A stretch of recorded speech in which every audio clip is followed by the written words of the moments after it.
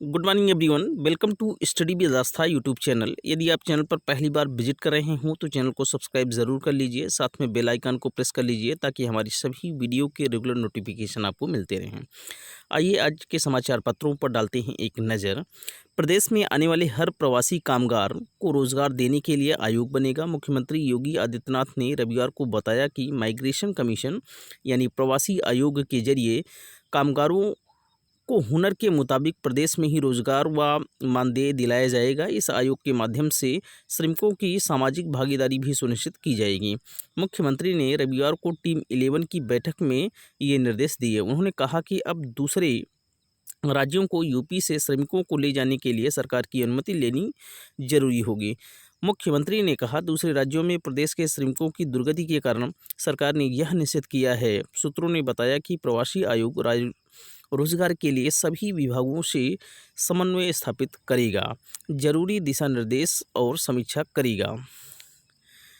मुख्यमंत्री योगी आदित्यनाथ ने निर्देश दिए हैं कि सभी विभाग प्रधानमंत्री द्वारा घोषित 20 लाख करोड़ रुपए के आर्थिक पैकेज के तहत कार्ययोजना बनाकर अविलंब लागू करें। प्रत्येक कामगार श्रमिक को राशन किट, राशन कार्ड तथा होम क्वारंटाइन के दौरान 1000 रुपये का भरण पोषण भत्ता भी उपलब्ध कराया जाए। मुख्यमंत्री ने टीम 11 की बैठक में कहा कि प्रवासी श्रमिकों को कृषि विभाग तथा दुग्ध समितियों में बड़े पैमाने पर रोजगार उपलब्ध कराया जा सकता है। मुख्यमंत्री ने कहा कि 20 लाख करोड़ रुपए के आर्थिक पैकेज के तहत आवास निर्माण के लिए केंद्र सरकार को प्रस्ताव भेजा जाए।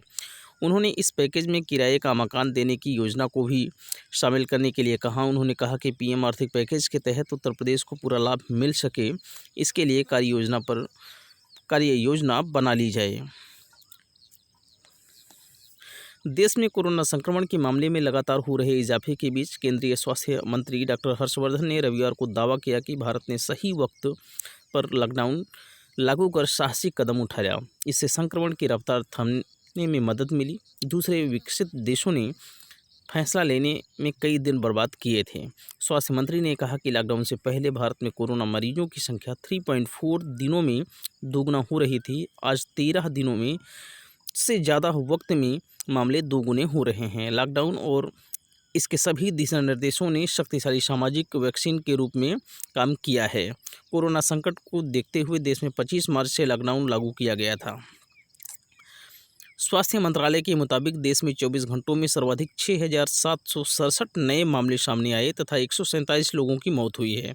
रविवार को कोरोना रोगियों की संख्या बढ़कर 1,31,868 तक पहुंच गई है। पिछले 24 घंटों में यूपी में 254 कोरोना संक्रमित मरीजों के मामले सामने आए हैं। सबसे ज़्यादा 17 कोरोना पॉजिटिव मामले नोएडा में पाए गए हैं। अब तक 6,268 कोरोना पॉजिटिव मरीज पाए जा चुके हैं। प्रदेश के समाज कल्याण विभाग ने जून और जुलाई की वृद्धावस्था पेंशन का अग्रिम भुगतान करने की तैयारी शुरू कर दी है। इन जरूरतमंद वृद्धों की संख्या 50 लाख से अधिक होगी। मुख्यमंत्री योगी आदित्यनाथ ने बीती 3 अप्रैल को अपने सरकारी आवास पर वृद्धावस्था, विकलांग व विधवा पेंशन धारकों को कोरोना संकट के मद्देनज़र अप्रैल-मई की पेंशन राशि ऑनलाइन अपने बैंक खातों में जारी की थी। अब इन वृद्धों को जून-जुलाई की पेंशन देने की तैयारी है। 500 रुपये प्रति लाभार्थी के हिसाब से 2 महीने की यह 1000 रुपये की पेंशन होगी। कोरोना संकट ने उच्च शिक्षा में लंबे समय से प्रतीक्षित बदलावों की नींव डाल दी है। लॉकडाउन के बीच कोर्स पूरा कराने और लंबित परीक्षाएं कराने का उपाय खोजते हुए कई नए विचार सामने आए। शिक्षाविदों के ऐसे ही कुछ सुझावों से नए शैक्षिक सत्र में बड़े बदलाव देखने को मिल सकते हैं। राजभवन और उच्च शिक्षा विभाग को लगातार उपयोगी सुझाव मिल रहे हैं। छत्रपति साहू जी महाराज कानपुर और दीनदयाल उपाध्याय गोरखपुर विश्वविद्यालय के पूर्व कुलपति प्रोफेसर अशोक कुमार ने राज्यपाल को पत्र लिखकर सुझाव देते हुए 4 अलग-अलग प्रस्तावों का जिक्र किया है।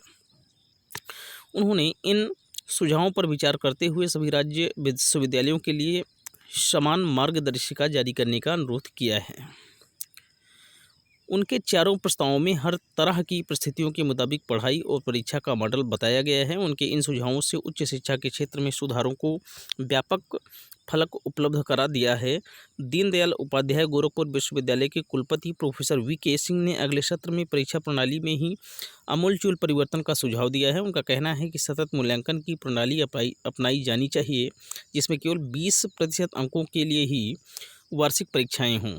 यह परीक्षा बहुविकल्पीय प्रश्नों पर आधारित हो सकती है। इस प्रणाली में शिक्षक हर हफ्ते या पाक्षिक छात्रों का टेस्ट लेगा। इससे शिक्षक ज़्यादा जुड़ाव महसूस करेंगे। साथ ही इसमें कक्षा में उपस्थिति पर भी अंक मिले, जिससे छात्र कक्षाओं के प्रति गंभीर होंगे। प्रोफेसर कुमार इस समय की कल्लाजी वैदिक विश्वविद्यालय चित्तौड़गढ़ राजस्थान के अध्यक्ष हैं। एक प्रस्ताव में उन्होंने दीर्घ व लघु उत्तरीय प्रश्नों के बजाय बहुविकल्पीय प्रश्नों का सहारा लेने और उत्तर पुस्तिकाओं के स्थान पर OMR शीट का प्रयोग करने की सलाह दी है। इससे स्कैनिंग के द्वारा परीक्षा परिणाम भी शीघ्र तैयार हो जाएगा। उन्होंने परीक्षा का समय 3 घंटे से घटाकर 2 घंटे करने और 2 पालियों की जगह 3 पालियों में परीक्षा करने का सुझाव दिया है। 69,000 शिक्षक भर्ती में जिन अभ्यर्थियों के मोबाइल नंबर बदल गए हैं, उनके आवेदन भरने की प्रक्रिया पर सोमवार को फैसला लिया जा सकता है। अभी विभाग फिलहाल नज़र रखे है कितने लोग आवेदन कर रहे हैं। रविवार शाम तक 1.25 लाख अभ्यर्थियों ने ऑनलाइन आवेदन पूरे कर लिए। इस भर्ती के लिए 1.46 लाख अभ्यर्थी सफल हुए हैं। 26 मई की रात 12 बजे तक आवेदन लिए जाने हैं। बेसिक शिक्षा विभाग ने शुरुआत में तय किया था कि आवेदन पत्र के लिए मोबाइल नंबर बदलने की सुविधा दी जाएगी। इसके संशोधन के लिए विज्ञापन में भी जिक्र था, लेकिन बाद में इस नियम को बदल दिया और मोबाइल नंबर बदलने की सुविधा नहीं थी। पूर्वी लद्दाख में वास्तविक नियंत्रण रेखा यानी LAC पर तनातनी का माहौल बना हुआ है। LAC पर 3 जगहों पर चीनी सैनिकों और भारतीय सेना के जवान आमने सामने हैं। चीनी सैनिकों की बढ़ती संख्या देख भारतीय सेना कभी भी अतिरिक्त बल भेज सकता है। वहीं आर्मी कमांडर हालात पर पैनी नज़र रखे हुए हैं। भारतीय सेना के जवान LAC पर चीनी सैनिकों के सामने 350 मीटर की दूरी पर मोर्चा संभाले हुए हैं। पूर्वी लद्दाख के दौलत बाग उल्डी इलाके में कमांडर स्तर की बातचीत में कोई निष्कर्ष नहीं निकला है। चीनी सेना के जमावड़े के बाद जवानों की संख्या बढ़ चुकी। सेना के उत्तरी कमान कभी भी पूर्वी लद्दाख में अतिरिक्त सैनिक भेजने में सक्षम है। मुकेश अंबानी नियंत्रित रिलायंस इंडस्ट्रीज लिमिटेड ने ऑनलाइन ग्रॉसरी सर्विस जियोमार्ट देश भर के लिए लॉन्च कर दी है। रिलायंस रिटेल के ग्रॉसरी डिवीज़न प्रमुख दामोदर मल्ल ने ट्वीट पर इसकी घोषणा की। उन्होंने कहा कि जियोमार्ट देश भर के 200 से ज़्यादा शहरों में ग्रॉसरी आइटम की होम डिलीवरी करेगा। मल्ल का कहना था कि जानकार कहते हैं कि किसी भी संकट को यूं ही नहीं जाया करना चाहिए। चीन की रिटेल दिग्गज अलीबाबा भी सार्स के वक्त काफ़ी तरक्की की थी। इस मामले में कंपनी का सीधा मुकाबला अमेरिकी ऑनलाइन रिटेल दिग्गजों अमेजन और वॉलमार्ट की भारतीय ऑनलाइन शॉपिंग शाखाओं यानी अमेजन इंडिया और फ्लिपकार्ट के अलावा बिग बास्केट और ग्रोफर्स जैसी स्थानीय कंपनियों से होगा। पंजाब सहित उत्तर भारत में कोरोना संक्रमण का प्रभाव जुलाई अंत या अगस्त के पहले हफ्ते तक खत्म होने की उम्मीद है।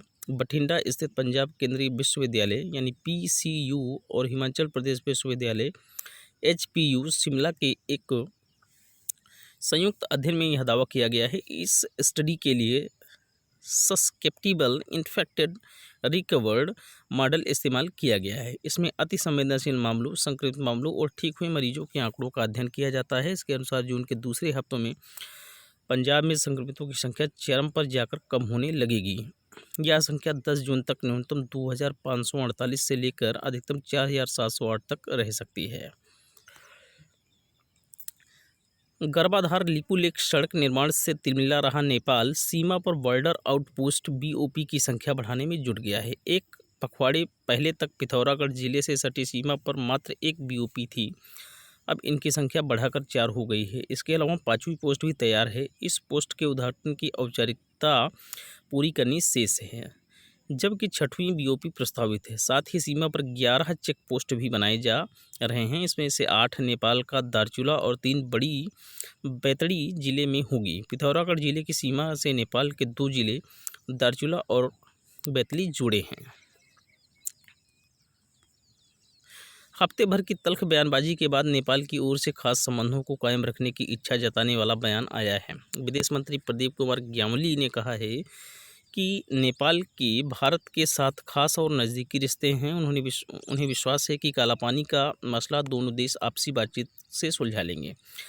अंग्रेजी अखबार रिपब्लिका से साक्षात्कार में नेपाली विदेश मंत्री ने कहा, हमारा देश हमारा हमेशा से मानना है कि मसलों और विवादों को आपसी बातचीत से निपटाया जाना चाहिए। विश्वास है कि काला पानी का मसला भी भारत के साथ बातचीत के जरिए सुलझ जाएगा। ग्यावाली ने साक्षात्कार में एक बार भी लिंधियापुरा और लिपुलेख का उल्लेख नहीं किया है। यदि आज का सेशन हमारा पसंद आया हो तो वीडियो को लाइक कीजिए, कमेंट कीजिए और शेयर कीजिए। साथ में स्टडी विद आस्था के इस यूट्यूब चैनल को सब्सक्राइब कीजिए। Thank you so much. शुक्रिया, धन्यवाद। Have a nice day.